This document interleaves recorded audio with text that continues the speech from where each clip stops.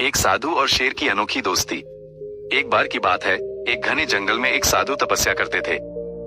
वे बहुत ही ज्ञानी और दयालु थे। वे दिन रात ध्यान लगाते और भगवान का नाम जपते रहते थे। जंगल के सभी जीव जंतु उनसे बहुत प्यार करते थे। एक दिन जब साधु ध्यान लगा रहे थे, तभी एक शेर घायल अवस्था में उनके पास आया। शेर बहुत ही कमजोर था और दर्द से कराह रहा था। साधु ने शेर की दशा देखकर दया की। उन्होंने अपनी झोली से कुछ औषधि निकाली और शेर के घाव पर लगाई।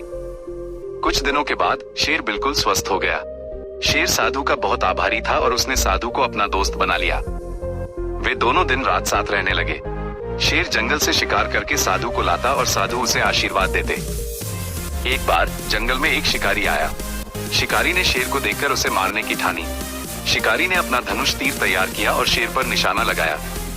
तभी साधु ने शिकारी को रोका और कहा, हे भाई, इस निर्दोष प्राणी को क्यों मारना चाहता है? यह मेरा दोस्त है। शिकारी ने साधु की बात नहीं मानी और शेर पर तीर चला दिया।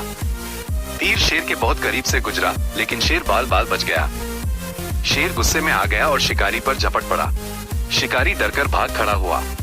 इस घटना के बाद शेर और साधु की दोस्ती और भी गहरी हो गई। वे दोनों मिलकर जंगल में रहने लगे। शेर साधु की रक्षा करता और साधु शेर को ज्ञान देते। एक दिन साधु को स्वर्ग जाने का आदेश मिला।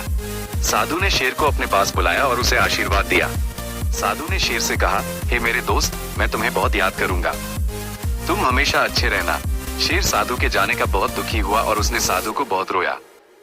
साधु के जाने के बाद शेर अकेला रह गया।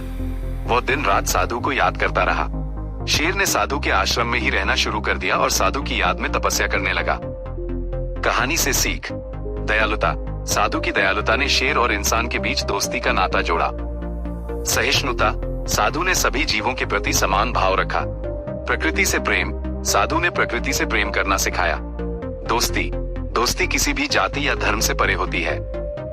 ये कहानी हमें सिखाती है कि हमें सभी जीवों के साथ प्रेम और करुणा से पेश आना चाहिए।